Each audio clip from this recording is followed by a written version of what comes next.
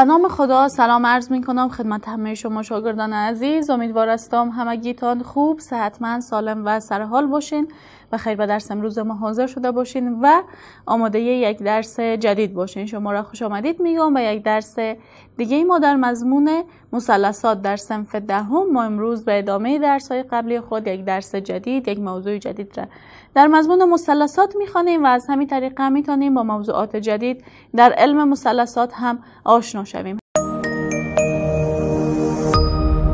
برای حمایت از ما چینل بیگم اکادمی را سابسکرایب کنید و سپس زنگوله را فشار دهید تا به تمام ویدیوهای درسی ما دسترسی داشته باشید و از آنها مستفید شوید. همه شما عزیزان میفهمین که ما در درس‌های قبلی در مورد موضوعات مختلفی صحبت کردیم. شما حالا به ارتباطی که بین نسبت‌های مثلثاتی زاویه تیتا و منفی تیتا وجود داره آشنا هستین و میفهمین که این ارتباط چگونه هست و اگر ما نسبت‌های مثلثاتی زاویه تیتا را داشته باشیم چگونه میتونیم که نسبت‌های مثلثاتی زاویه منفی تیتا را دریافت کنیم. امروز در مورد یک موضوع جدید صحبت میکنیم. عنوان درس امروز ما ارتباط بین نسبت‌های مثلثاتی زوایایی هست که مجموعشان 180 درجه باشه و این درس ما شامل صفحه 179 و 180 کتاب ریاضی بخش مثلثات هست. به شکل کلی هدف ما در درس امروزی هست که یاد بگیریم اگر دو زاویه مجموعهشان 180 درجه باشه بین نسبت‌های مثلثاتیشان کدام ارتباط وجود داره. پس قلم و کتابچه هایتان پیشتان باشه، نکات مهم درس امروز را حتما یادداشت کنید. شاگرد عزیز، به خاطر اینکه ارتباطی که بین نسبت‌های مثلثاتی دو زاویه‌ای که حاصل جمعشان 180 درجه میشه بیشتر آشنا شویم و یک دایره مثلثاتی نیاز داریم که در روی مستوی کمیات وضعیه قسمی قرار بگیره که مرکز دایره در مبدای مستوی کمیات وضعیه باشه. شما به این دایره‌ای که در این قسمت براتون ترسیم کردم خوب دقت کنید. این دایره اگر یک دایره مثلثاتی باشه و خود دایره در مستوی کمیات وضعیه قسمی قرار بگیره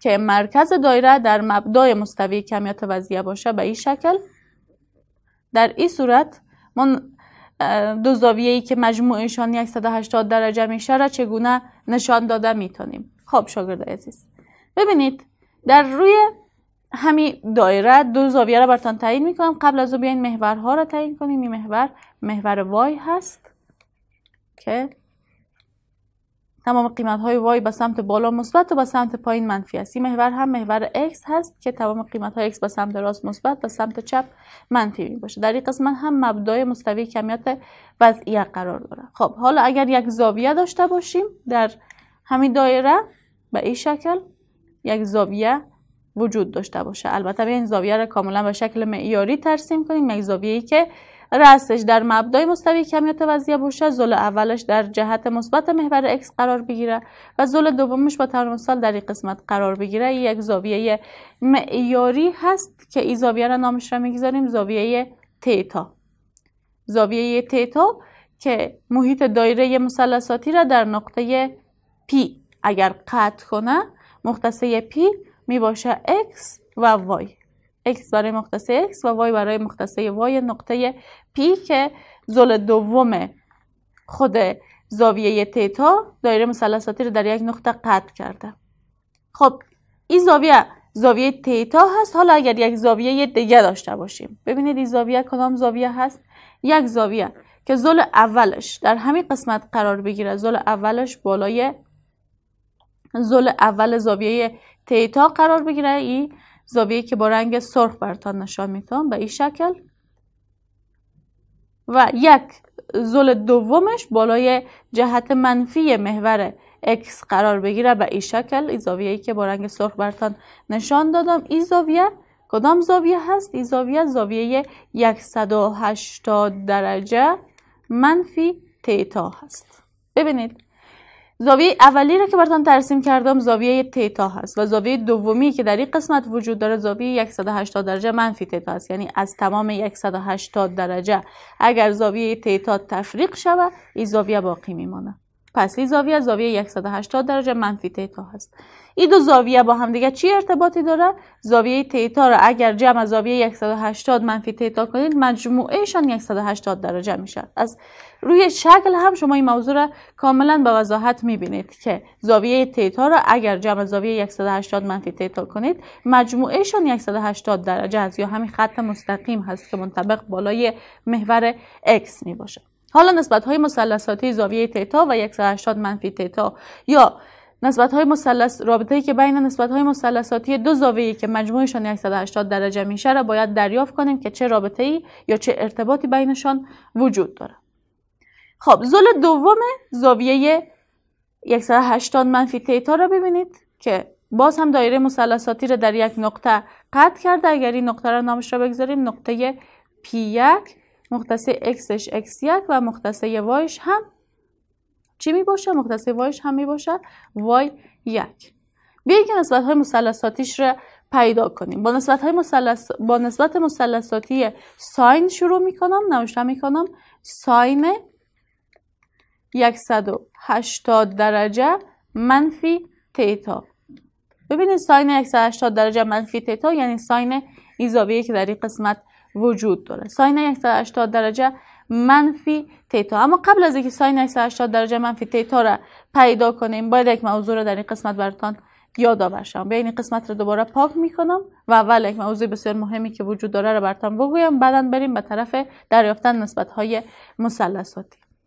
در خود زاویه تیتا شما ببینید که قیمت x در جهت مثبت محور x قرار داره، قیمت y هم در جهت مثبت محور y قرار داره. اما در زاویه دوم یعنی 180 منفی تیتا نقطه P1 را ببینید مختص xش در جهت منفی محور x قرار داره و مختص yش در جهت مثبت محور x. یعنی چی؟ یعنی این موضوعی که براتون نوشته میکنم، یعنی y در زاویه تیتا مساوی هست با y1 در زاویه 180 منفی تیتا. چرا؟ چون هر دو مختص y که هست در هر دو زاویه‌ای که وجود داره در جهت مثبت محور y قرار گرفته، بنابراین با هم دیگه مساوی هست. اما مختص x هر دو نقطه را اگر در نظر بگیریم که نشان دهنده زل مجاور در هر دو مثلثی میشه اگر ما مثلث ها را تشکیل بدیم، x مساوی هست با منفی x1.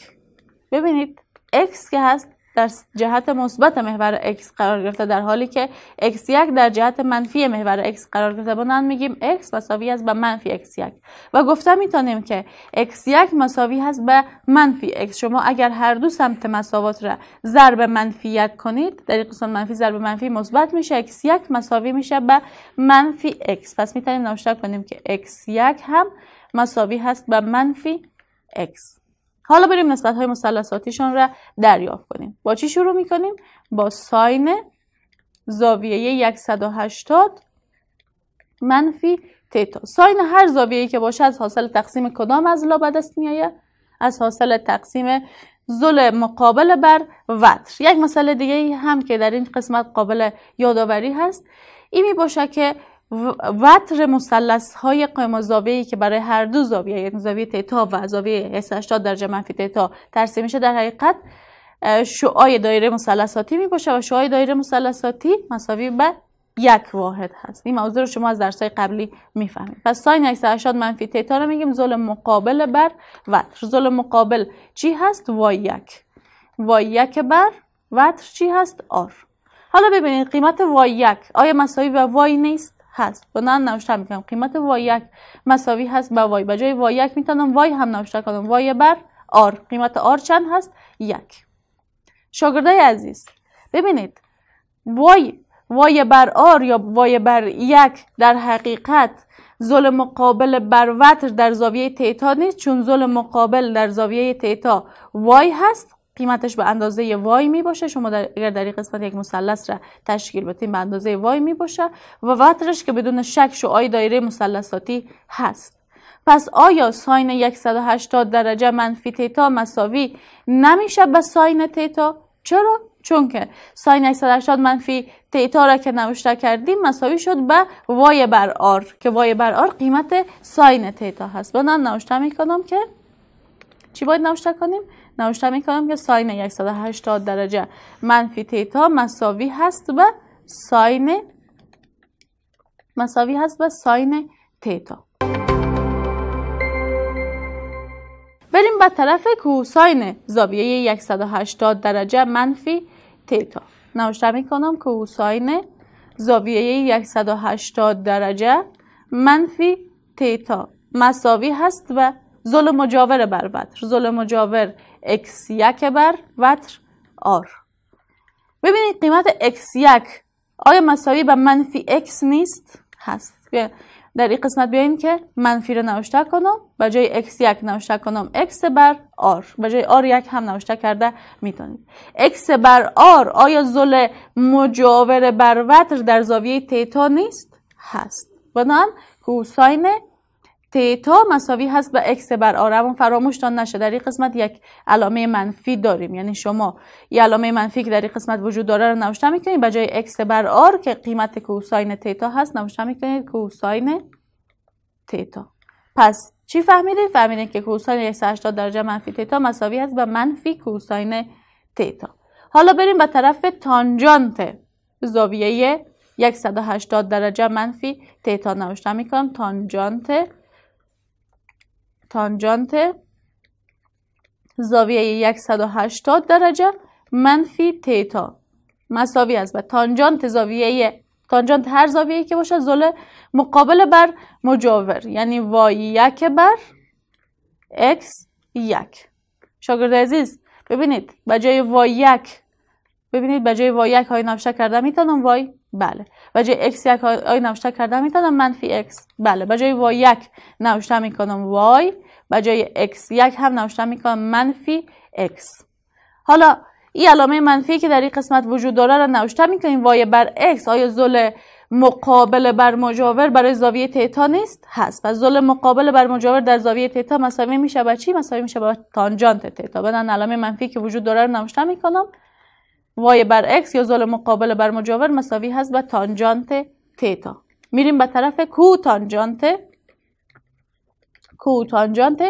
180 درجه منفی تیتا. کوتانجانت 180 درجه منفی تیتا رو آیا نوشته کرده میتونم که ضلع مجاور بر ضلع مقابل، یعنی x1 بر y1، بله بدون شک نوشته کرده میتونیم.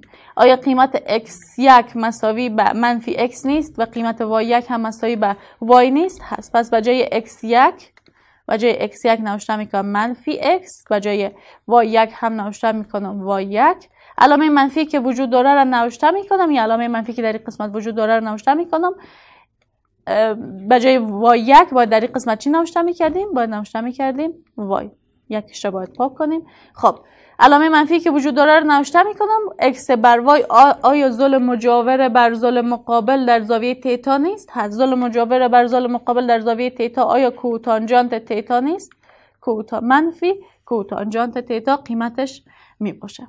پس ما تونستیم که قیمت ساین 180 درجه منفی تیتا، کوساین 180 درجه منفی تیتا، تانجانت 180 درجه منفی تیتا و کوتانجانت 180 درجه منفی تیتا را در روی همین دایره با همدیگر دریافت کنیم، در حالی که دو زاویه وجود داره که مجموعهشان 180 درجه میشه. بیاین همین موضوع رو با همدیگر نوشته کنیم. ما تونستیم پیدا کنیم که ساین 180 درجه منفی تیتا مساوی هست به ساین تیتا. تونستیم پیدا کنیم که کوساین زاویه 180 درجه منفی تیتا مساوی هست به منفی کوساین تیتا. تونستیم که پیدا کنیم تانجانت زاویه 180 درجه منفی تیتا مساوی هست به منفی تانجانت تیتا. و به همین شکل تونستیم دریافت کنیم که کوتانجانت زاویه 180 درجه منفی تیتا مساوی هست و منفی کوتانجانت زاویه تیتا. سیکنت و کوسیکنت زاویه 180 درجه منفی تیتا هنوز باقی مانده. بریم پیدا کنیم. سیکنت زاویه 180 درجه منفی تیتا مساوی هست و ببینید سیکنت هر زاویه‌ای که باشه آیا مساوی به 1 بر کوساین همون زاویه نمی باشه، معکوس کوساین نیست هست. پس سیکنت زاویه 180 منفی تتا را آیا نوشته کرده نمیتونم 1 بر کوساین زاویه 180 درجه منفی تتا بدون شک نوشته کرده میتونیم. مساوی هست و 1 بر جای کوساین 180 درجه منفی تتا قیمتش را نوشته میکنیم که منفی کوساین تتا، منفی کوساین تتا. حالا علامه منفی که در این قسمت وجود داره را نوشته میکنم 1 بر کوساین تتا مساوی هست به سیکنت تتا، چون معکوس کوساین چی هست؟ سیکنت هست. علامه منفی که وجود داره خودش 1 بر کوساین تتا هم میشه سیکنت تتا. منفی سیکنت تتا قیمت سیکنت 180 درجه منفی تتا می باشه. بریم به طرف کوسیکنت زاویه 180 درجه منفی تتا که کوسیکنت هر زاویه‌ای که باشه معکوس ساین همون زاویه می باشه. بنابراین نوشته میکنم 1 بر ساین 180 درجه منفی تتا مساوی هست. یک خودش ساین 180 منفی تتا چند هست؟ در این قسمت داریم ساین 180 منفی تتا مساوی هست به ساین تتا. بعدن نوشته میگم مساوی هست به ساین تتا. حالا 1 بر ساین تتا معکوس ساین تتا چی هست؟ کوسیکنت تتا.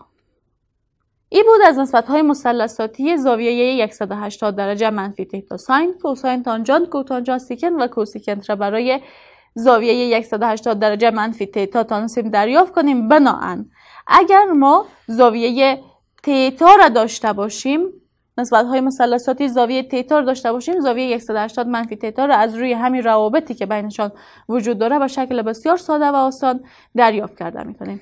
تمام این روابطی که در همین صفحه براتون نوشته کردم قابل حفظ شدن هست و شما باید ابتدا اصل هدف و موضوعی که براتون تشریح کردم را بفهمین، بعد اینا را حفظ کنید چون که زیاد به کار ما میآید. درس ما هم در همین قسمت به پایان میرسه. از شما میخوایم که درس امروز را دوباره در خانه تکرار کنید. نسبت‌های مثلثاتی تتا و 180 منفی تتا وجود داره را حفظ کرده روز بعدی با آمادگی کامل به صنف بیایید. تا روز بعدی که دوباره مضمون مثلثات داریم. همه شما را به خداوند بزرگ و بی‌نیاز میسپارم. خدا نگهدارتان. قبل از آغاز درس بعدی وقفه کوتاه میگیریم.